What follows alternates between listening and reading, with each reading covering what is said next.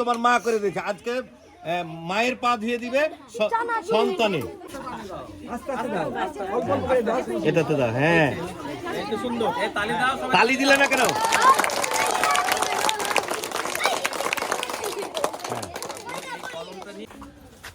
আমার মেয়ে যেন মানুষের মতো মানুষ হয়, আমার মেয়ে যাতে মানুষের মতো মানুষ হয়, তুমি তোমার আব্বু আম্মুর কথা শুনবে।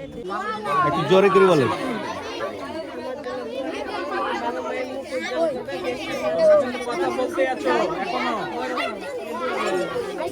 তালি দিলে না? তালি দাও।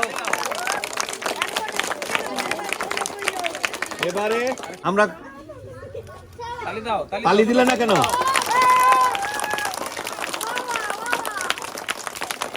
তুমি দাঁড়াও এখানে। জ্ঞান দাও, দেশের সমাজের মুখ উজ্জ্বল করতে পারে।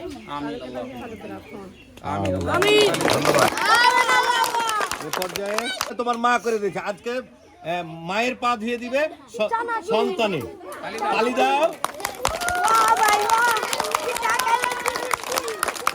এ পাটা ধুয়ে দাও। হ্যাঁ, মানুষের মতো মানুষ হতে হলে আমাদেরকে যে মানবীয় গুণাবলী আছে, এই গুণাবলী যখন আমাদের ভিতরে থাকবে তখনই কি হবে? আমরা মানুষের মতো মানুষ হব, তাই না? আমরা এখানে কি জন্য এসেছি? মানুষের মতো মানুষ হতে এসেছি, তাই না?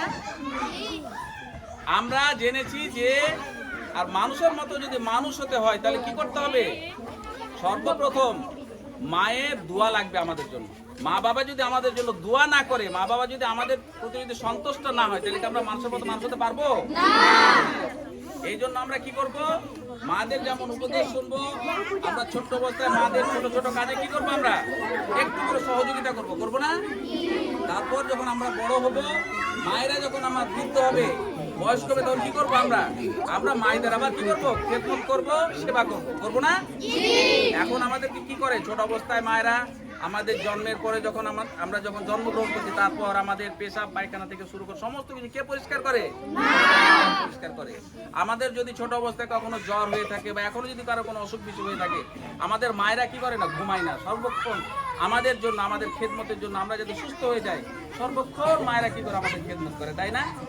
এই মাকে আমরা কি করবো? কখনো ভুলবো না। এই মাকে কি করবো না? আমরা কখনো